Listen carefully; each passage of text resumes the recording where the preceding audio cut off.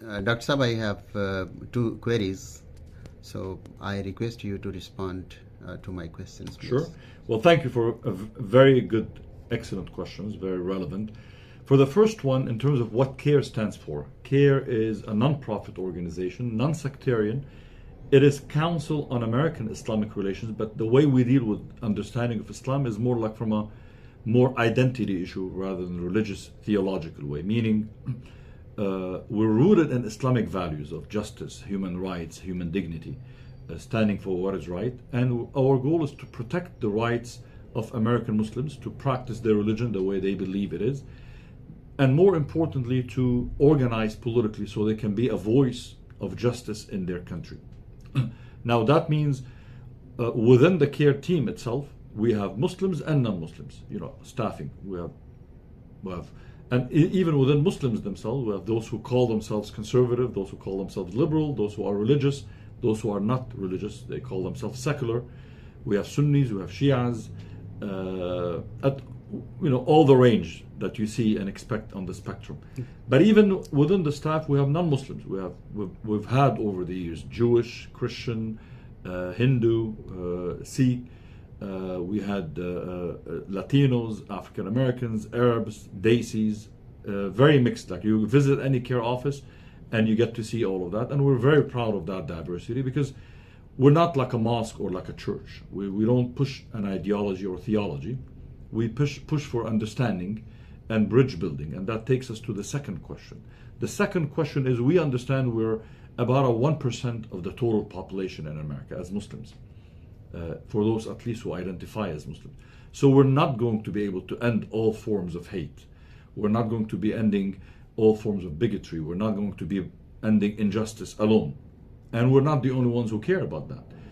Our brothers and sisters in the Jewish community, in the Sikh community, in the Latino, in the immigrant community, in the Buddhist, Hindu, all those communities that are being targeted by policies of injustice, marginalization, dehumanization. It's ironic and sad that actually the very first victim after 9/11, when people were doing a backlash against what they thought would be Muslims, innocent Muslims, was actually a Sikh individual in Arizona. Yes, exactly. And he was targeted not because he was Indian, not because he was Sikh, not because they thought he was Muslim. So the reality is, hateful people are not the smartest people, but they are hateful and they're still dangerous. So even today as we speak, people get attacked because of who they are. Their skin color is too dark for somebody, their religion is too different for somebody, their accent is too strong for somebody. So unless we come together, and that is really what has been the core area of work for CAIR. Like we have a whole area of focus in building bridges, building coalitions.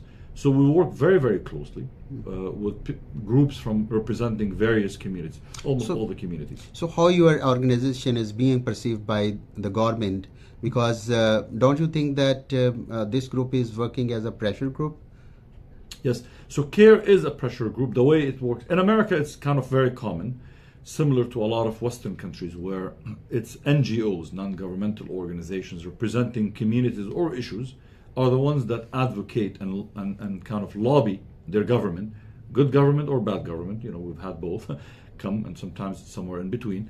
We lobby our government on behalf of our constituency, usually either a community, a religious community, ideological community, ethnic community, and so on, to push for issues to make sure that our voice is represented. So for the government, this government currently, the Trump administration, certainly is not a big fan of any group that promotes human rights, promotes religious dialogue, promotes anti-hate, anti-racism, pro-immigration. So certainly many in the government don't like these groups at all, including CAIR. They've been targeting almost every immigrant rights group, every Latino immigrant rights group, every civil rights group, and CAIR among them. And we take that as a badge of honor because that means we're doing our job. But government is also a structure. So yes, there's people on top who are political and politicians, and those ones we clash with. We regularly take these government agents and representatives to court. We've sued President Trump, we've sued the governor of Texas, Greg Abbott, the governor of Florida, DeSantis, and others. when we feel their policies infringe on our rights.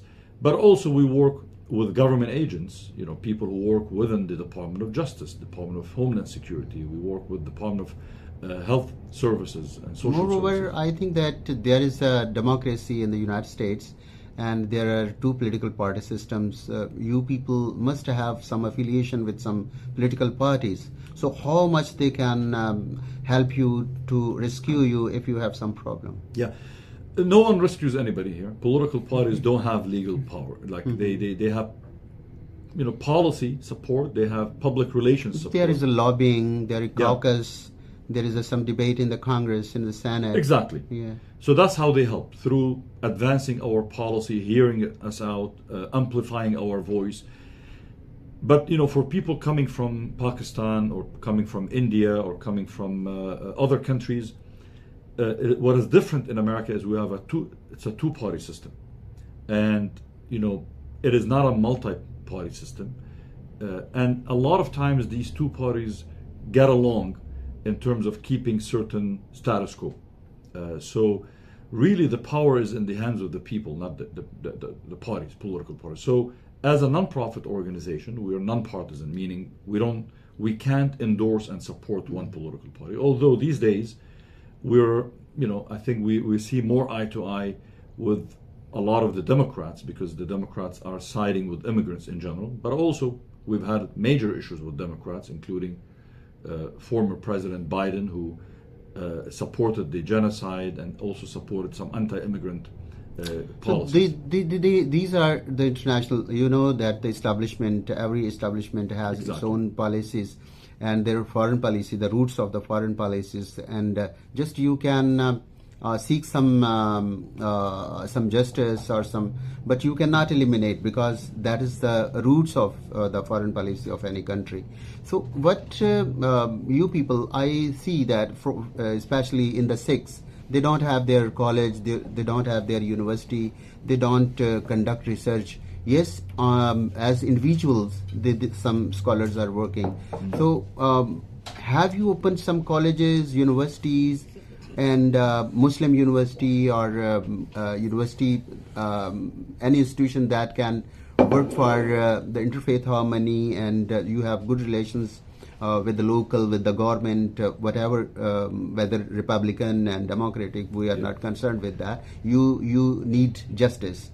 So you need a peaceful living. So my question is about research and very important. Yes. Yeah. The universities, establishment of universities. Do you have any project? Yeah, actually there are. I mean, and the advantage of the Muslim community that the Muslim community has that the Sikh community doesn't have is the numbers. It's a game of numbers, meaning the Muslim community is a little bit larger. It's almost. No, university is not for specific religion. University is an institution in which any religious people, students belonging to religion can take admission.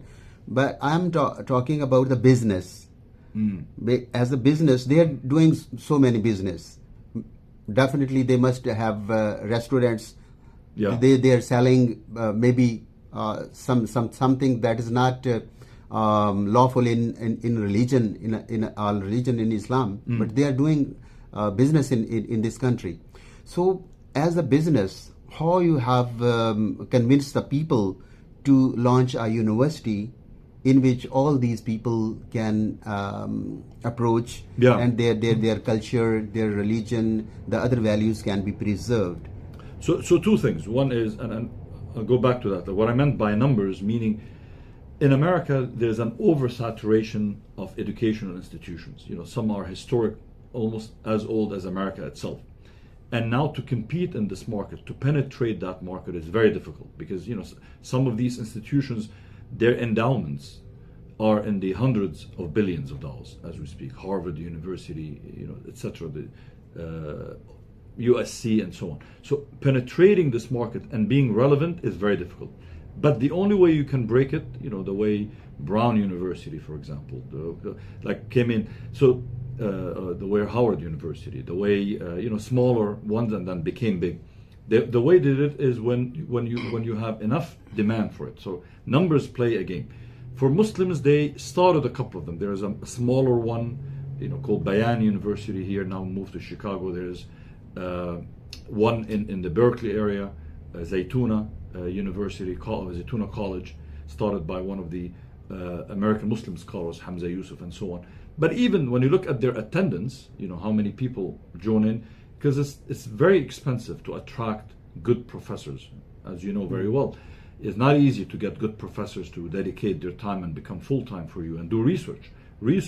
To do research, you need to have a good endowment. If you could attract the right people and come up with the right result. And how do you use this research? That pipeline is not well structured yet within the Muslim community. With the Sikh community, it's even harder because it's a smaller number one. Number two, it is less known of a religious community. The Muslim community is a little bit more international, more global. So you have people from Gulf countries. So maybe a Saudi government fund might sponsor a department of Islamic studies at Georgetown University. You're not going to get enough of that from the Sikh community, and I hope they do, obviously, because the more diversity, the better for all of us in America. But for me, what I think it's almost an issue for all the immigrant community in general. All the immigrant communities, they face a challenge in priorities. When you first come in this country, your first goal is to survive. Then what do? You build religious institutions. You do the mosque, the churches, the temples, etc. Then you build the schools to preserve the next generation. Then you do the civil rights groups, the SALDF, the CAIR, then you build the political organizations, so you can start building power, because you realize you can't always be on the defensive. The Muslim community has finished that cycle. Now we're in the cycle of the think tanks because of the research, as you said very correctly. Yes, I do believe that if you at least launch a research project, to have comparison relations between different communities, so that can work a lot. Yeah. And for example, if your scholar work on the relations between African Americans and Muslims, and there would be a giant study and giant projects, giant ventures. So I think that your organization is well known and well reputed, so you can launch such project with Sikh, Punjabi Sikhs and Punjabi Muslims that can be studied, and those projects can be funded by your organization and other. I believe we're on track for that as a community. Maybe not as CAIR itself, because that's a little bit outside of our scope. But as a community, I know enough people in the community, especially what's happening now, whether it's the Muslim, the Hindu, the Sikh, a lot of the immigrant kind of related religions and religious communities, they have now the second and third generations, coming in, and those second, third generation members are pretty successful. They're in the IT sector, they're in the entrepreneurial sector, they own their businesses, they're in the medical field. When you have that money, you have that additional ability, and resources to think next. What is next now? Think tanks, research, educational, academic departments at universities, a chair, right? They establish an Islamic chair, Hindu studies chair, Indian studies chair. We're seeing more and more of that now. That's great. But in America, you have to keep in mind, although the presence of Muslims or Sikh and Hindus and others had been for a while, like at least 100 years, that we can trace that. For the average person in America, they don't know. One of the very first member of Congress from the subcontinent was a member of the Sikh community. But if you talk to any average person in America, they wouldn't know that. They think it's a foreign religion, quote unquote. So it's changing now, because there's a growing number of members of these communities now who are reaching out and becoming more visible. The only challenge I would add is that in the era of racism and rise of racism in our country, the white nationalist establishment in this country, which is present in both political parties and in society at large, always needs an enemy, a punching bag. And usually the brown person who has an accent is a perfect fit for that enemy, that dangerous kind of threat. And they have to look different. So a Muslim in hijab, a Sikh person in a turban, somebody with an accent, somebody with name Hussain, Hussam, Mani, Aliya, or these names, they're easier to target them as they're others, they're outsiders. And it is not organic, it's actually fueled. There's funding happening to promote hate and racism in America, because there is an anti-immigrant agenda in America. They want to keep immigrants out, and to do that, you have to call Mexicans rapists, you have to call Muslims terrorists, you have to call Indians stealing our jobs, and things like that.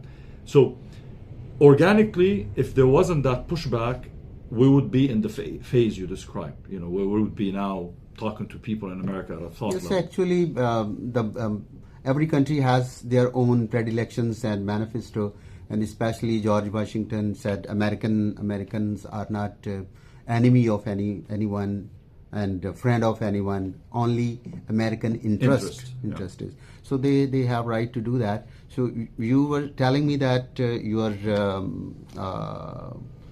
she is from Pakistan. So if you allow me to, I can have a just by all introduction means. for you. She's a better speaker. Your name and title is you're the Yes, policy please manager. introduce yourself. Okay, Assalamualaikum. My name is Aliya Yousufi. I'm the Senior Policy and Advocacy Manager here at CAIR LA. So basically, you are from Islamabad. Well, actually, I grew up here. I was born in the United States. My parents are from Islamabad, and then prior to that, from Hyderabad, India. Okay, thank you. So we have another gentleman. Hello. Ji. Salam, Sat Sri Akal. Mani Singh Kang, a good long-time friend of not only this organization, personal friend of Hussam Ayloush and the staff here. And we're glad, Dr. Sandhu, you're visiting Southern California the first time. So glad to have this dialogue with CAIR and other communities, because in solidarity is how we're going to go forward. So thank you. So thank you so much. Very nice to meet you, and I hope that all the people belonging to different religions